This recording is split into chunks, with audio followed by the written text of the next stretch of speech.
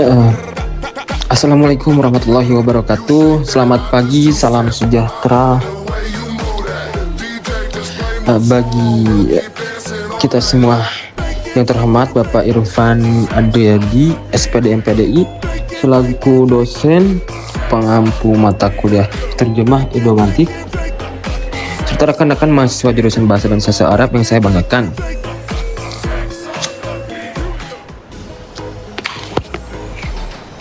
Saya Mbak Rayhan Fauzan, jurusan Bahasa dan Sastra Arab, akan membawakan sebuah kajian kritis yang berjudul Biografi dan Konteks Pemikiran Lawrence Venuti, konsep utama ideologi Venuti, serta implikasinya dalam praktik penerjemahan. Rekan-rekan sekalian, selama berabad-abad, dunia akademis dan masyarakat awam seringkali terjebak pada satu ilusi besar mengenai penerjemahan. Kita sering menganggap bahwa penerjemahan hanyalah aktivitas mekanis, sebuah proses linguistik murni di mana kita sekadar mencari padanan kata dari kamus bahasa A ke kamus bahasa B. Kita menganggap penerjemah adalah sosok yang netral, objektif, dan ibarat mesin fotokopi bahasa.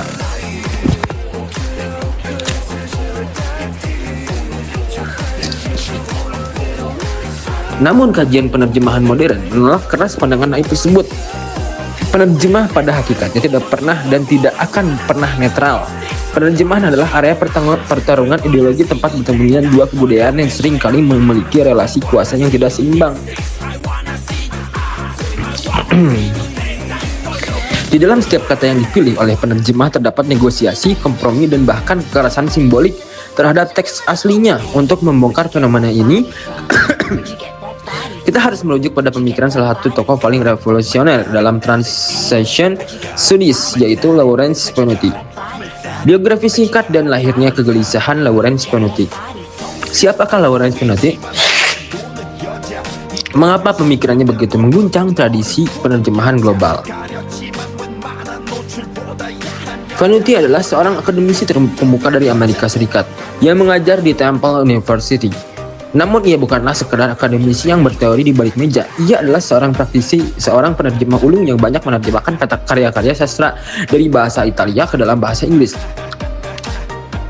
Jam terbangnya yang tinggi inilah yang membawanya pada sebuah kesadaran kritis bahwa praktik penerjemahan khususnya di dunia barat atau tradisi Anglo-Amerika dipenuhi dengan ketimpangan dan hegemoni.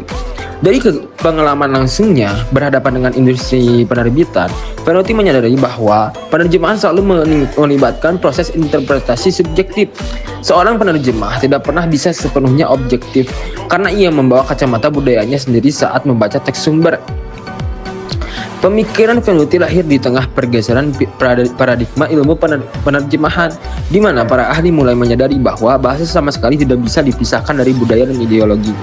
Venuti muak dengan tuntutan industri perbukuan barat yang selalu memaksa penerjemah untuk mengubah teks-teks asing menjadi teks yang nyaman dibaca oleh Amerika, seolah-olah teks itu memang sejak awal ditulis dalam bahasa Inggris. Kegelisahan inilah yang melahirkan magnum opusnya, mengupas konsep The Translator Invisibility. Kegelisahan Venuti tersebut memuncak pada tahun 1995 ketika ia menerbitkan buku yang sangat monumental berjudul The Translator Invisibility: A History of Translation. Melalui buku ini, Venuti melontarkan kritik yang sangat tajam terhadap hegemoni penerjemahan Anglo-Amerika. Ia memperkenalkan konsep yang ia sebut sebagai invisibility atau ketidaktampakan penerjemah. Apa yang dimaksud dengan ketidaktampakan ini? Di dunia penerbitan komersial, sebuah terjemahan dianggap sukses dan berkualitas jika teks tersebut terasa sangat lancar, mengalir dan tidak kaku. Pembaca tidak boleh merasa bahwa mereka sedang membaca sebuah teks terjemahan. Teks tersebut harus terasa transparan, seolah-olah pembaca sedang berhadapan langsung dengan penulis aslinya. Nah, Venuti berpendapat bahwa ilusi kelancaran atau illusion of fluency inilah yang membunuh eksistensi sang penerjemah. Demi memuaskan hasrat pasar yang menginginkan teks yang mudah dicerna, penerjemah dipaksa untuk menghapus jejak-jejak budaya asing dari teks tersebut. Penerjemah dibuat menghilang bak hantu, bekerja keras di belakang layar, menyetrika setiap kerutan budaya bahasa sumber agar teks tersebut mulus dan jinak saat masuk ke kebudayaan sasaran. Dua dimensi ketidaktampakan tekstual dan sosiologis. Konsep invisibility ini menurut Venuti beroperasi dalam dua dimensi yang saling berkaitan, dimensi tekstual dan dimensi sosiologis. Pada dimensi tekstual, invisibility terjadi ketika teks terjemahan dirancang sedemikian rupa sehingga menghapus semua tanda-tanda keterjemahan atau translateness. Kosakata yang sulit, idiom lokal atau struktur sintaksis yang asing akan dipotong atau diganti dengan idiom lokal bahasa sasaran. Teks asli dimanipulasi agar terlihat natural, sementara itu pada dimensi sosiologis, invisibilitas ini terwujud dalam bentuk ketidakadilan profesi, karena teksnya dibuat seolah-olah bukan penerjemahan. Peran penerjemah tidak mendapat pengakuan yang memadai. Nama penerjemah jarang dicetak besar di sampul depan buku. Bayaran atau royalti yang mereka terima sangat rendah dan status profesional mereka dipinggirkan. Venuti menegaskan bahwa ketidaktampakan ini bukanlah sebuah kebetulan. Ini adalah konstruksi sosial dan ideologis dari budaya dominan seperti Amerika, Inggris, untuk mencaplok dan mengklaim karya sastra dari budaya pinggiran sebagai milik budaya sendiri, tanpa perlu mengakui bahwa ada sosok mediator lintas budaya yang menjembatani. Strategi hegemonik domestication. Untuk merespon fenomena tersebut, Venuti membagi ideologi penerjemahan ke dalam dua kutub ekstrim, domestikasi dan foreignisasi. Mari kita bedah yang pertama. Domestikasi adalah strategi penerjemahan yang menempatkan pembaca bahasa sasaran sebagai raja atau prioritas mutlak dalam strategi ini. Penerjemahan akan menyeret teks sumber secara paksa untuk masuk ke dalam rumah budaya sasaran. Penerjemah akan membuang segala hal yang berbau asing agar teks tersebut terasa familiar, transparan, dan nyaman dibaca. Venuti mengkritik keras strategi domestikasi ini. Ia secara khusus mengkritik tokoh penerjemahan Eugene Nida dengan konsep dynamic equivalence-nya yang bertujuan menciptakan efek yang sama. Pada pembaca sasaran, menurut Venuti, domestikasi adalah pendekatan yang sangat etnosentris. Mengapa? Karena domestikasi menempatkan nilai-nilai budaya sasaran sebagai standar universal. Domestikasi adalah bentuk simbolik violence atau kekerasan simbolik, karena ia menghapus perbedaan, melanjutkan keunikan budaya asal, dan memaksa identitas asing untuk tunduk sepenuhnya pada hegemoni norma dan selera budaya membaca. Strategi perlawanan foreignisation sebagai antitesis dan bentuk perlawanan terhadap hegemoni domestikasi. Venuti mengusulkan strategi yang kedua, yaitu foreignisasi. Jika domestikasi pembawa penulis kepada pembaca, maka foreignisasi memaksa pembaca untuk berangkat menemui sang penulis. Foreignisasi adalah pendekatan etis di mana penerjemah secara sengaja dan sadar mempertahankan unsur-unsur asing foreignness dari teks sumber dalam foreignisasi. Penerjemah membiarkan kosakata yang tidak biasa, struktur kalimat yang mungkin terasa sedikit ganjil, atau referensi budaya lokal tetap hidup di dalam teks terjemah. Tujuannya apa? Agar pembaca sadarnya bahwa mereka sedang membaca produk dari budaya lain.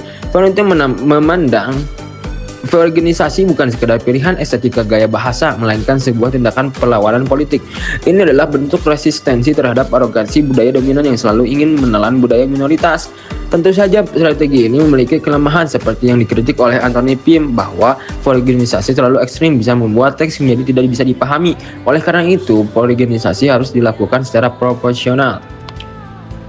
Implikasi dalam praktik penerjemahan bahasa Arab. Rekan-rekan sekalian, teori Venuti ini menjadi sangat relevan dan menemukan bentuk nyatanya ketika kita bawa ke dalam konteks penerjemahan bahasa Arab ke bahasa Indonesia. Bahasa Arab bukanlah sekedar alat komunikasi biasa, ia memiliki kedalaman struktur, sejarah panjang, dan latar belakang budaya Timur Tengah, serta nilai-nilai Islam yang sangat spesifik. Terdapat jurang budaya yang sangat lebar antara Arab dan Indonesia. Dalam praktiknya, penerjemah teks Arab, baik itu teks Arab sastra, sejarah, maupun teks idiomatik, selalu dihadapkan pada dilema ideologis. Setiap kali mereka menerjemahkan, apakah ia harus meratakan teks Arab tersebut dengan strategi domestikasi agar pembaca Indonesia merasa nyaman, ataukah ia harus menggunakan strategi foreignisasi untuk menjaga keaslian nuansa padang pasir, budaya kabilah, dan nilai historik Arab tersebut. Meskipun resikonya pembaca Indonesia harus berpikir lebih keras untuk memahaminya, Keputusan yang diambil oleh penerjemah di titik ini bukanlah keputusan linguistik semata, melainkan keputusan ideologis yang akan membentuk perspektif pembaca. Domestikasi versus poligenisasi. Mari kita lihat bukti konkretnya. Melalui beberapa studi kasus, ungkapan idiomatik bahasa Arab, contoh pertama, jalasa fi majlisin ma'a asdiqaihi. Jika kita menggunakan ideologi domestikasi, terjemahannya menjadi ia duduk di ruang tamu bersama teman-temannya. Kata ruang tamu sangat familiar bagi kita, namun jika kita menggunakan ideologi poligenisasi, terjemahannya menjadi ia duduk di majelis bersama teman-temannya. Mempertahankan kata majelis menjaga nuansa budaya Arab yang kental dengan budaya berkumpul dan berdiskusi. Namun contoh kedua, akala atamro ba'da iftar. Dengan domestikasi ini menjadi ia makan buah manis setelah berbuka. Tentu ini menghilangkan identitas aslinya. Dengan poligenisasi kita terjemahkan ia makan kurma setelah berbuka. Contoh ketiga, zahaba ila su'uq asyabid. Domestikasinya adalah ia pergi ke pasar tradisional, sedangkan poligenisasinya ialah ia pergi ke souk. Dari ketiga contoh ini terlihat jelas bagaimana domestikasi menyederhanakan budaya demi kenyamanan baca. Sementara poligenisasi menantang pembaca untuk merangkul kebudayaan asli bahasa sumber. Implikasi terhadap pembaca dan wawasan budaya. Lalu, apa implikasi nyata dari pergeseran ideologi ini terhadap pembaca dan kebudayaan kita? Implikasinya sangat masif. Jika dunia penerbitan dan penerjemahan Indonesia secara terus-menerus didominasi oleh ideologi domestikasi, maka masyarakat kita akan menjadi masyarakat yang manja serta kognitif.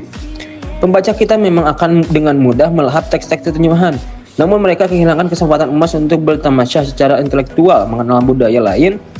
Dunia akan terasa seragam, homogen, dan budaya lokal yang unik perlahan-lahan terkikis oleh penyederhanaan makna. Sebaliknya, jika kita menerapkan ideologi poligenisasi secara cerdas, kita sedang mendidik pembaca kita. Poligenisasi memang menuntut usaha kognitif ekstra. Pembaca mungkin harus membuka glossarium, membaca catatan kaki atau menebak dari konteks. Namun proses inilah yang memperkaya wawasan lintas budaya. Pembaca menghargai perbedaan dan menyadari keberagaman dunia.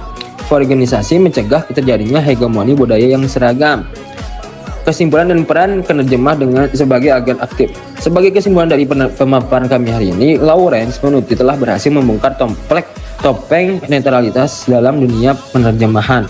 Melalui konsep Invisibility of Translator, ia menyadarkan kita bahwa tuntutan akan teks yang terlalu lancar sebenarnya adalah bentuk penindasan budaya. Penerjemahan bukan sekadar transfer kata, melainkan sebuah medan pertarungan ideologi yang diwujudkan melalui tarik-menarik antara domestikasi dan poligenisasi. Bagi kita, para akademisi, mahasiswa, maupun calon penerjemah bahasa Arab, pesan Venuti sangat jelas. Penerjemah bukanlah hantu dan penerjemah bukanlah mesin. Penerjemah adalah agen aktif, seorang diplomat budaya sekaligus membentuk makna. Keputusan kita untuk menghapus kata majelis dan menggantinya dengan ruang tamu adalah keputusan ideologis. Oleh karena itu, kita dituntut untuk lebih bijak, etis, dan sadar dalam memilih strategi agar kita tidak sekedar memanjakan pembaca, tetapi juga menjaga marwah dan keunikan budaya dari teks sumber. Demikian presentasi dari kelompok kami. Semoga membuka cakrawala pemikiran baru bagi kita semua. Kami persilahkan bagi rekan-rekan yang ingin berdiskusi atau bertanya. Terima kasih. Wassalamualaikum warahmatullahi wabarakatuh.